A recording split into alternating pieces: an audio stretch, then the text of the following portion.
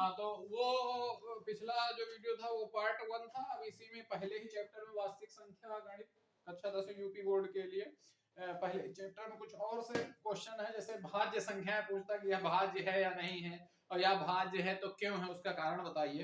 तो इसमें कुछ सवाल हम आपको एग्जांपल बता देते। जैसे पहला हमारा सवाल था 17 और गुणित 5 गुणित 11 है ना, गुणित 3, फिर उसके बाद गुणित 2, प्लस लगाया आप 2 गुणित 11। तो इसमें भाज्य संख्या बताने के लिए आपको क्या करना पड़ेगा, तो हम आपको सीधा बताते हैं कि आपको जो कॉमन मिलता है, अर्थात जो दोनों में प्लस के इधर और प्लस के उधर या माइनस के इधर या माइनस के उधर जो मिल रहा हो, आप उसे कॉमन ले लीजिए। तो देखो यहाँ 2 2 मिल रहा है तो हम 2 कॉमन ले लेंगे, और 11 और 11 भी मिल रहा है तो 11 भी ले लेंगे। तो ब्रैकेट में हमारा क्या बचेगा, हमारा कोष्ठक के अंदर आ जाएगा 17 गुणित 5 गुणित 3 प्लस 1। अब अंदर क्या आराम से क्या लेना देना, जो कॉमन मिल गया उससे तो भाग चला जाएगा ना, और जब उससे भाग चला जाएगा तो अब ये क्या हो गई, भाज्य हो गई। क्या हो गई, अब तो ये भाज्य हो गई। अब पूछेगा क्यों भाज्य हो गई, तो क्योंकि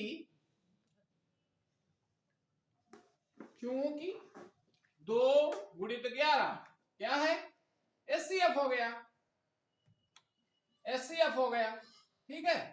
अतः यह भाज्य है।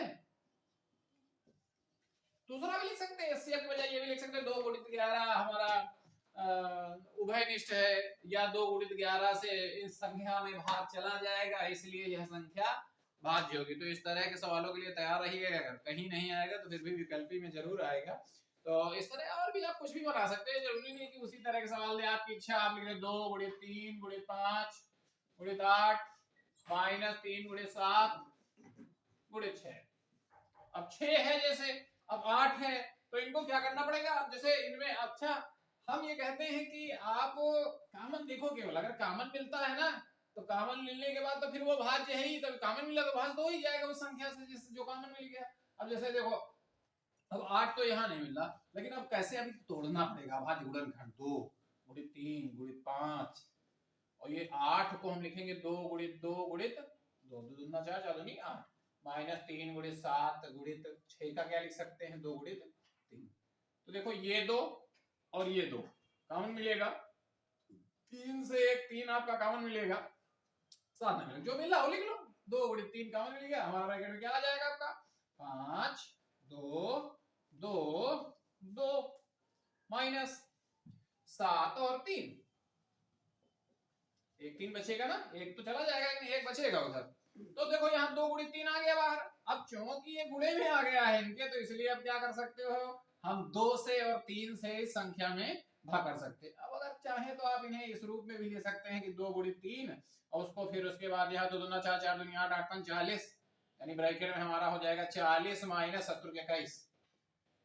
तो अब यहाँ पे 2 तो यहाँ 6 हो जाएगा हमारा, 6 गुणित 40 में 21 घटा दीजिए, 19 आपका बचेगा। तो यहाँ किससे भाग जा रहा, 6 से भी भाग जा रहा और 19 से भाग जा रहा, कहाँ भाज्य संख्या है, तो 6 से तो भाग जा रहा है ना इसमें, तो यह भाज्य संख्या कैसे हो जाएगी 19। तो मान लो अभाज्य संख्या होती है, लेकिन 6 से भाग जाने पे पूरी जो संख्या की बात करेगा तो फिर भाज्य कही जाएगी पूरी संख्या।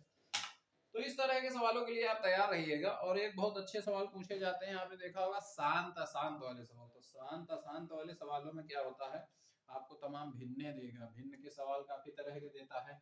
अब जैसे मान लो आपको भिन्न का सवाल उसने दे दिया कोई कि जैसे किताबों में हो आपका कि 213 या फिर 13 बटे 31 25, 31 25, क्या पूछेगा, शांत या अशांत। ठीक है, पूछता है सवाल, एक सवाल विकल्पी में तो जरूर आना है, शांत है या अशांत है। तो उसके लिए क्या करना पड़ेगा, तो नियम तो कहता है आप अंश के भी अभाज्य गुणनखंड कर डालो और हर के भी अभाज्य गुणनखंड कर डालो। लेकिन अब यहाँ अंश के अभाज्य गुणनखंड करोगे क्या, वो तो खुद ही अभाज्य है 13। तो जब कभी मान लो इसको बदल के 13 को छोड़ के कोई दूसरी संख्या आ जाए जिसके गुणनखंड अभाज्य गुणनखंड हो सकते हो, तो उसके आप अभाज्य गुणनखंड कर लीजिएगा। तो अब जैसे 13 को तो करना ही नहीं, लेकिन 31 25 का करना है। तो अभाज्य गुणनखंड करने के लिए 31 25 भाग करिए, आप किससे जाएगा, जब इकाई अंक 5 हो तो 5 से तो भाग जाना ही जाना, तो 5 से काट दीजिए, 5 छका 30 हो जाएगा, एक बचेगा 12 हो जाएगा, 5 दूनी 10 पचम 25, फिर 5 से काटिएगा तो 5 से फिर काटोगे तो 5 इक्के 5, 5 दूनी 10, ठीक है, 5 इक्के 5, यहाँ एक बचेगा 5 दूनी 10, तो यहाँ 12 था, 2 बार चला गया तो 10 हो गया, अब यहाँ 0 था, 2 बच गया जगह पे, तो 2 पे 5 25 पचम 25, अब फिर से 5 से करोगे तो फिर 25 आएगा, 5 दूनी 10 पचम 25, और फिर 5, कुल मिला के सब 5 ही 5 आ गए। कितनी बार 5 आया, तो हम इस संख्या को बदल लिख सकते हैं कि 13/5 की घात, जितने बार 5 आए उतनी ही घात लगा देंगे 5 के ऊपर, 1 2 3 4 5, तो 5 की घात 5। तो हम क्या लिखते हैं इन सवालों में, हमें देखना होता है कि यदि संख्या का हर 2 की घात n 5 की घात n के रूप का है तो वह शांत होगी।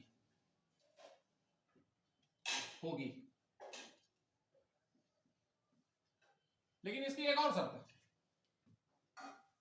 2 हो, केवल 2 हो तब भी शांत होगी, केवल 5 हो तब भी शांत होगी, 2 5 दोनों हो तब भी शांत होगी, लेकिन इनके अलावा कोई तीसरी संख्या नहीं आनी चाहिए। उदाहरण के लिए मान लो अपान में आपका 3 आ गया तो फिर शांत नहीं होगी। लेकिन अच्छा ऐसे भी कर भी नहीं सकते कि अब ऊपर कोई अभाज्य गुणनखंड, ऊपर के लिए अभाज्य गुणनखंड क्यों करना सिखा रहे थे, हो सकता कभी कभी कुछ ऐसी संख्या होती, जैसे मान लो ऊपर लिखा होता 13 और गुणित 5, अर्थात आप कह सकते 13 25 65 लिखा था वहां पे, तो 65 के बदले में जब 31 25 लिखा होता तो 65 के भी अभाज्य गुणनखंड इसी तरह करते, और 65 का हमारा 13 गुणित 5 आता, उसको लिखते 13 गुणित 5, और नीचे वाले क्या लिखते 5 घात 5। तो उस स्थिति में क्या होता कि 5 से 5 ये कैंसिल हो जाता, कौन सा, घात वाला, तो बचता हमारा क्या 13/5 घात 4, फिर भी ये शांत होता। लेकिन अगर और इसका एक रूप बदल दें, रूप बदलने से मतलब है कि कभी कभी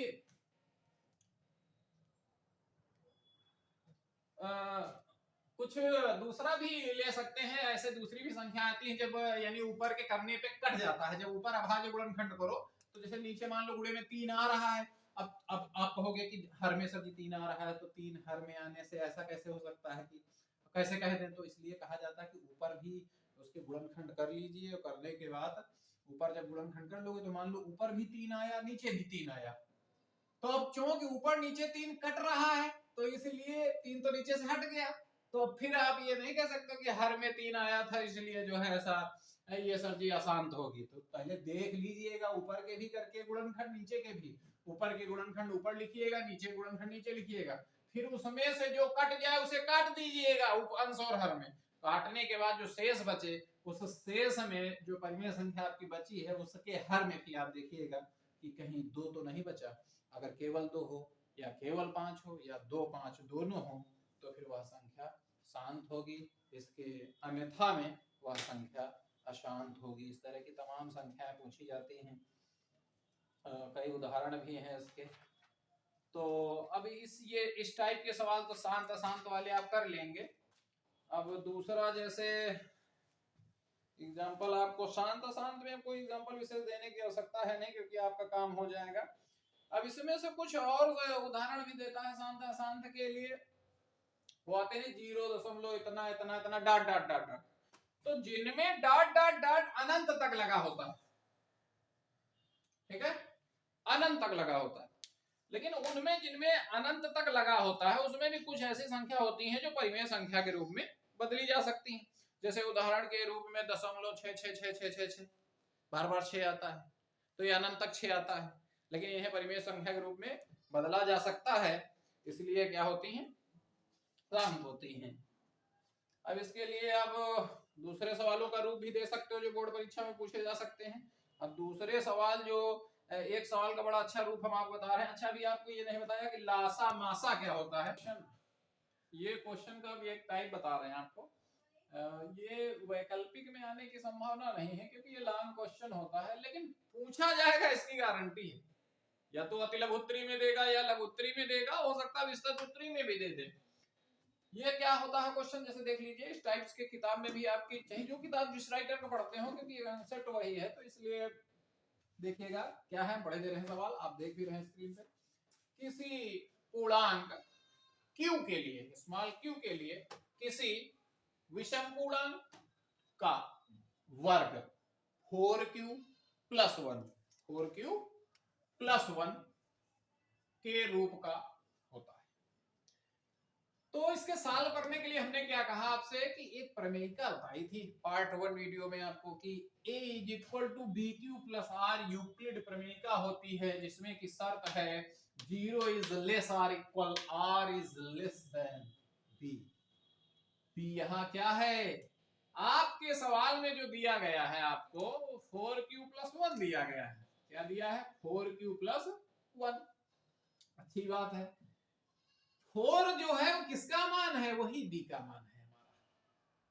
और r का मान अब कैसे निकाला जाएगा, तो शर्त हमारी कहती है कि 0 is less or equal r is less than b। तो b क्या है, हमने अभी बताया तुमको 4। b क्या है, 4 है। तो अब यहाँ क्या हो जाएगा 4। तो r के कितने मान मिल जाएंगे हमें, r 0 भी हो सकता है, 0 से बड़ा 1 2 3 4 नहीं हो सकता, क्योंकि क्या कह रहा है, r का मान 4 से छोटा होगा। तो जैसे आपको 4q टाइप की अगर चाहिए तो 4 से कम 3 तक लेते हैं, 5 अगर हो तो आप 4 तक लेंगे, एक कम करके ही सदैव लिया जाता है। तो अब ये हल कैसे होते हैं, क्या कहता है, किसी धनात्मक पूर्णांक q के लिए किसी विषम पूर्णांक का वर्ग 4q प्लस 1 के रूप का होता है। तो ये क्वेश्चन है आपका। तो अब इसके लिए आप क्या करोगे कि सर्वप्रथम हमें a इज इक्वल टू क्या लिखेंगे भाई, b का मान तो 4 हो गया, r का मान पहली स्थिति में r बराबर क्या रखना, हमें 0 रखना है। तो 4q प्लस क्या हो गया 0, उसने कहा था का वर्ग, तो आपको वर्ग करना पड़ेगा।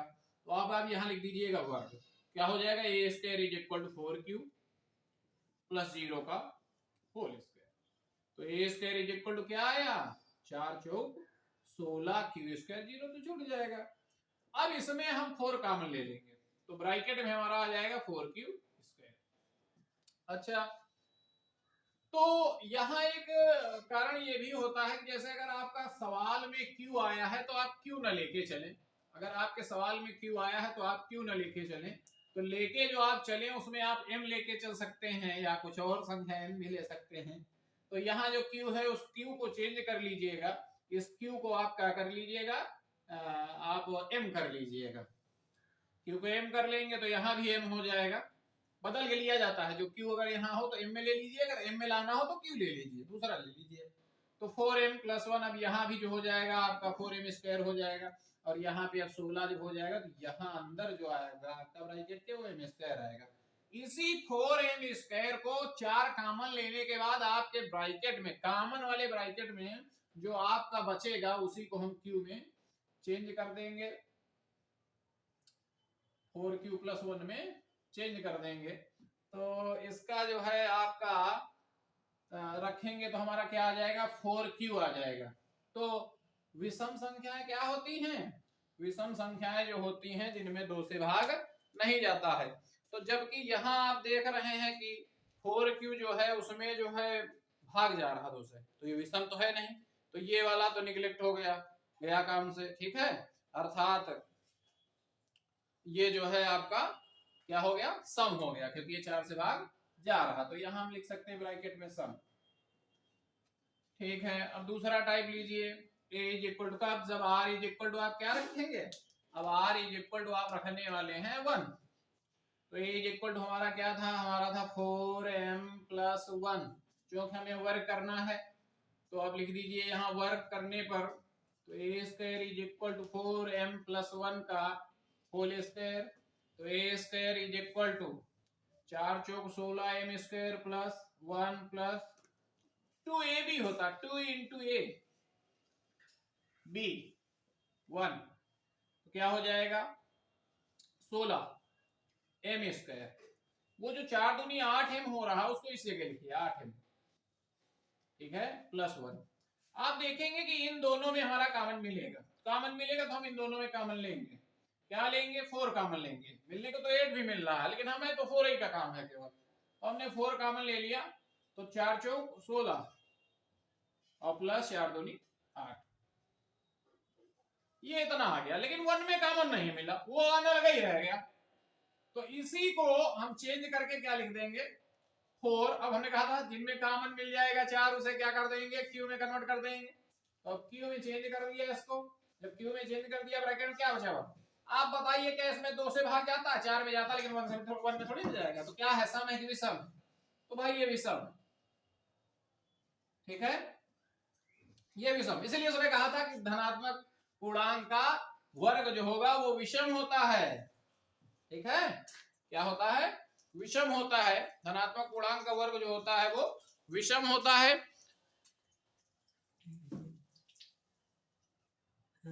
तो ये तो विषम आ गया अभी, लेकिन संख्या हमारी अभी कितनी रह गई, अभी 2 रखने को रह गया r का मान, और आपका 3 रखने को रह गया। तो अब r बराबर यहाँ पे हम लोग 2 पुट करते हैं। तो अब जब r is equal to 2 put करेंगे तो a इज इक्वल टू हमारा क्या हो जाएगा, हमारा क्या था, a इज इक्वल टू हमारा था 4m प्लस 2। अब वर्क करना था, वर्क कर दीजिएगा, वर्क करो क्या हो जाएगा, a square is equal to 4m plus 2 का होल स्क्वायर। अब यही कॉमन लेके दिखाया जा सकता है। जैसे देखो अंदर क्या कॉमन मिल रहा, 2 मिल रहा, और तो हम बड़ा ब्रैकेट लगा के 2 कॉमन लेके अब अभी 2 अंदर कॉमन ले रहे हैं, तो यहाँ क्या बचेगा हमारा 2m बचेगा और प्लस 1 बचेगा, और ये होल स्क्वायर कहाँ लगाएंगे, बड़े घात के ऊपर लगा देंगे, बड़े ब्रैकेट के ऊपर होल स्क्वायर लगा देंगे। अब क्या हो रहा है, ये जो है, तो अब इसमें आपका जो हो जाएगा ये 2 कॉमन बाहर मार दो, तो जब चूंकि वर्ग ऊपर लगा हुआ है तो ये जो 2 बाहर आए कितना हो जाएगा, 4 हो जाएगा। तो 2 ये जब बाहर 4 हो जाएगा तो ब्रैकेट में हमारा बचा केवल 2m प्लस 1 का होल स्क्वायर। तो किस टाइप का हो गया, ब्रैकेट जो आया उसे क्या लिख देंगे, उसे q लिख देंगे, क्या हो गया 4q। ये सम की विषम, तो ये तो सॉरी ये तो सम हो गया क्योंकि 2 से भाग जाएगा इसमें, ये हो गया। अभी और बचा हमारे पास अभी b का मान रह गया, उसको r का मान रह गया, कहता है 3 भी रखना पड़ेगा, तो r इज इक्वल टू 3 भी रख दीजिए। तो ये अगर थोड़ा और स्टेप हटाएंगे, इसको शॉर्ट चलेंगे, तो a square is equal to आपका हो जाएगा सीधा 4m प्लस 3 का होल स्क्वायर।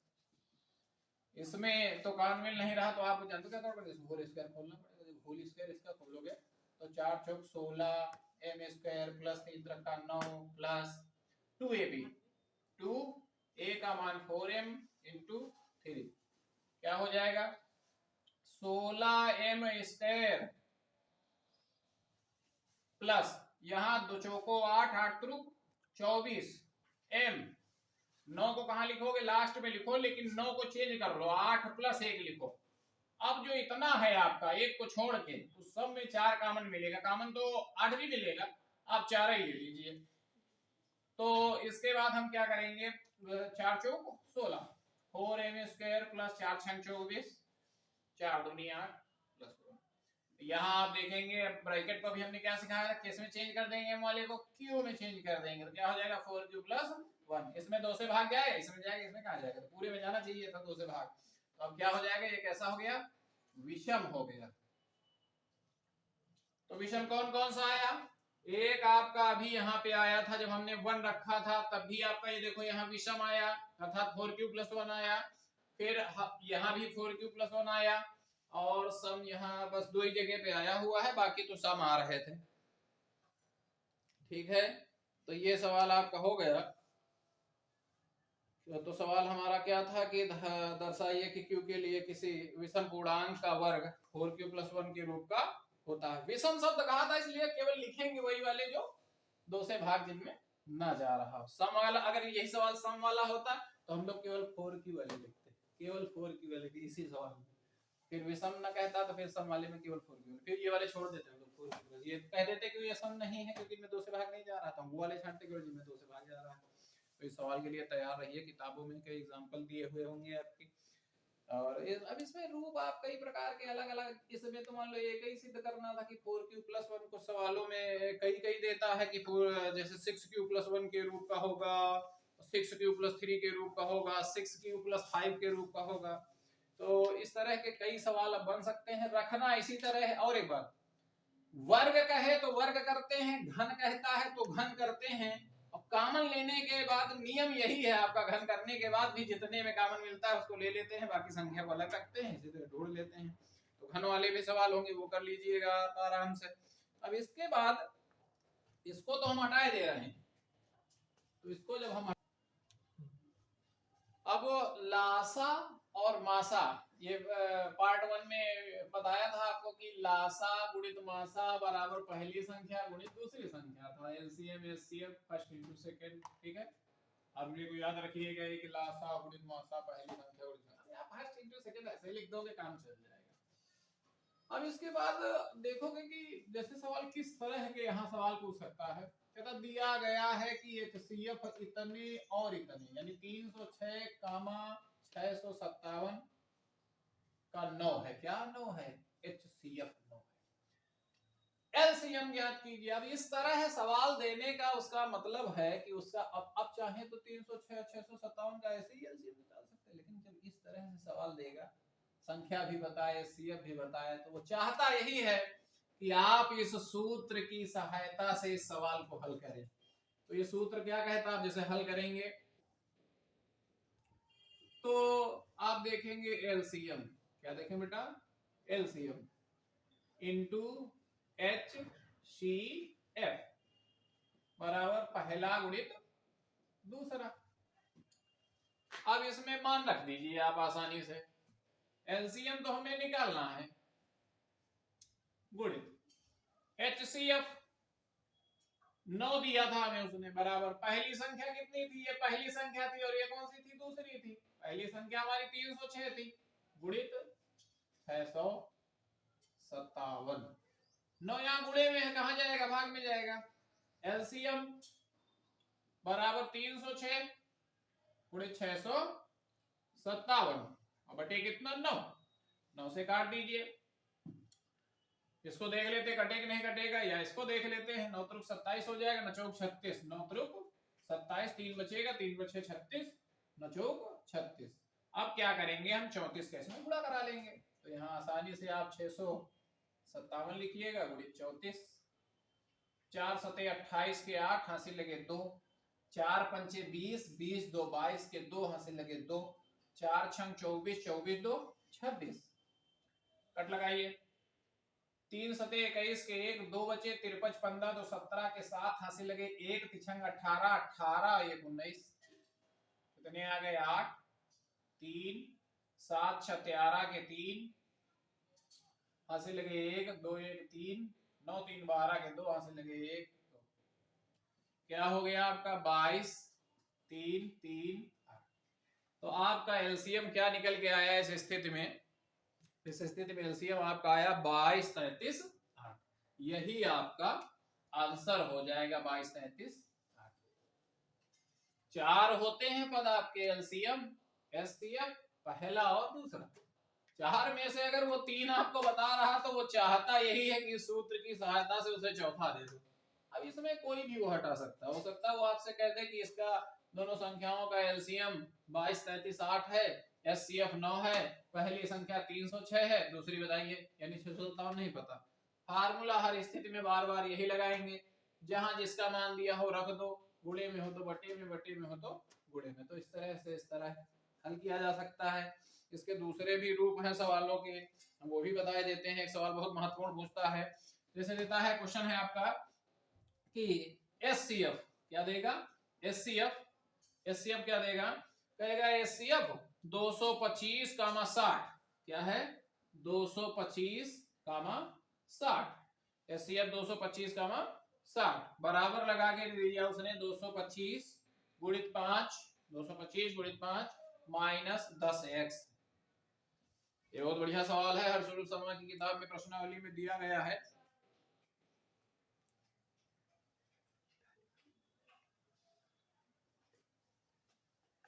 तो हर्षरूप शर्मा में दिया गया है ये कि अब इसमें जो है आपको वो कह रहा कि इसका एचसीएफ इतना है, आप क्या करोगे, उसने कहा इतना है, इसमें कांस्टेंट साथ में x ला दिया, तो अब बचा क्या हमारा, अब हमें पहले इसका एचसीएफ निकालना पड़ेगा। हम लोग अपना एचसीएफ अलग लाएंगे, उसने एचसीएफ जो दिया वो अलग है।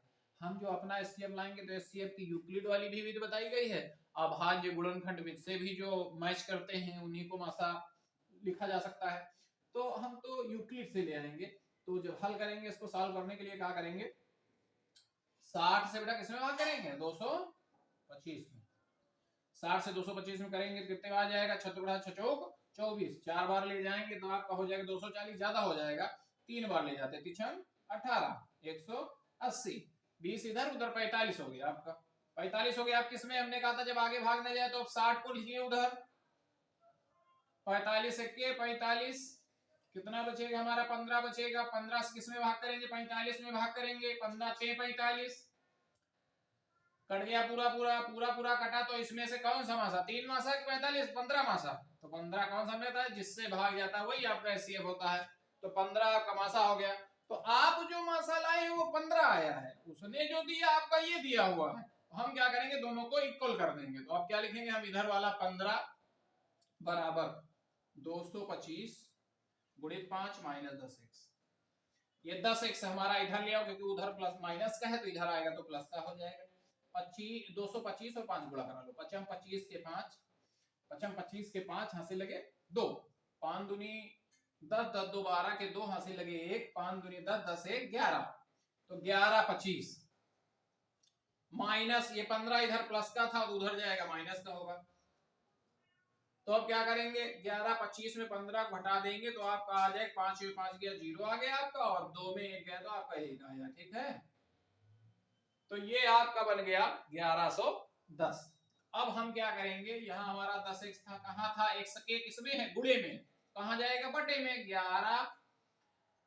1110 बटे या 1110 बटे 10, 0 से 0 कैंसिल, क्या आया 111, ये आंसर आपका।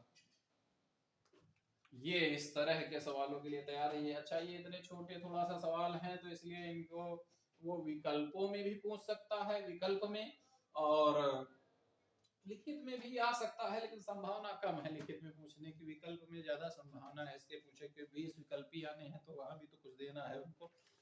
अब इसके बाद इस टाइप के सवाल बताया कई तरह के पूछ सकता है, इन्हीं में से इस फार्मूले पे आधारित है, लेकिन सवालों के ये ऐसा तो लगता है कि बिल्कुल ये आ ही जाएगा इस बार, इस तरह की संभावना है। एक्स कभी कभी एक्स लिखता है वहां पे या एम छोड़ सकता है, कुछ इस तरह का ला सकता है वो सवाल।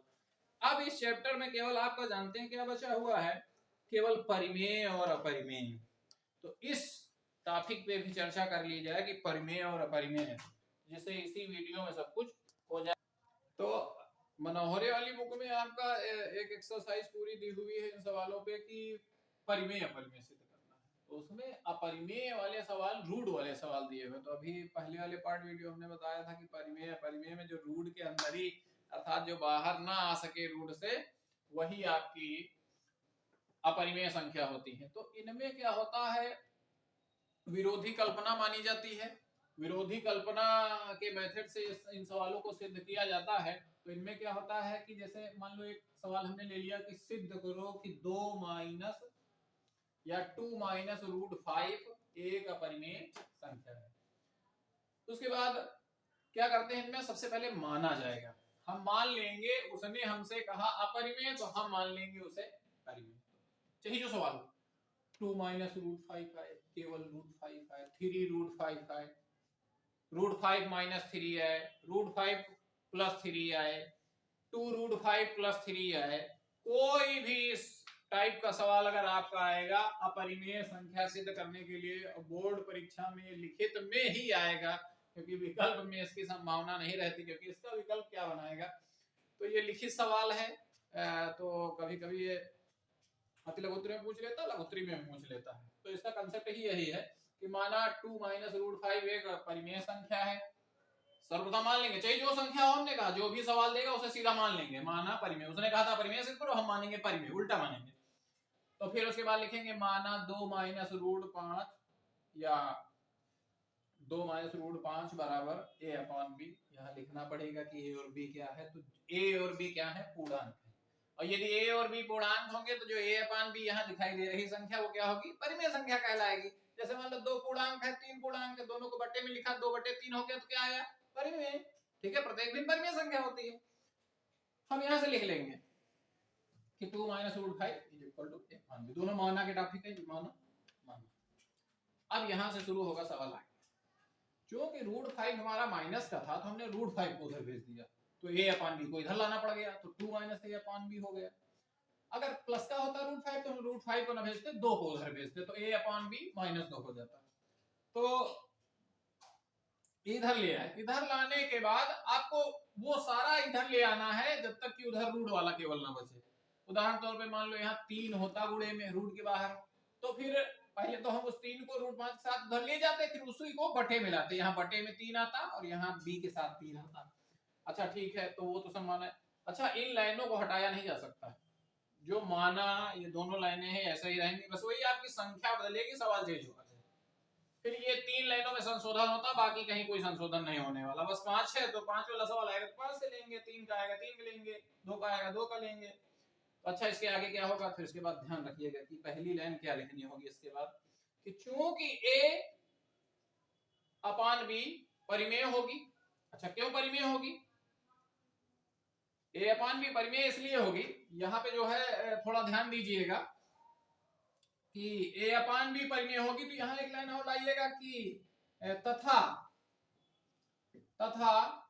अब इसके साथ जब a/b परिमेय है तो 2 में, जैसे उदाहरण के तौर पे जैसे हमारा 2 में 2/3 को घटा दें तो 2/3 क्या परिमेय है, तो इसको जब उसमें 2 में घटाएंगे 3 दूनी 6 -2/3 अर्थात 4/3, तो क्या है परिमेय नहीं, तो ये भी परिमेय होती है। तो इसीलिए जब a/b परिमेय है तो फिर जो आपका हो जाएगा 2 - a/b वो भी क्या हो जाएगा, परिमेय होगा, परिमेय।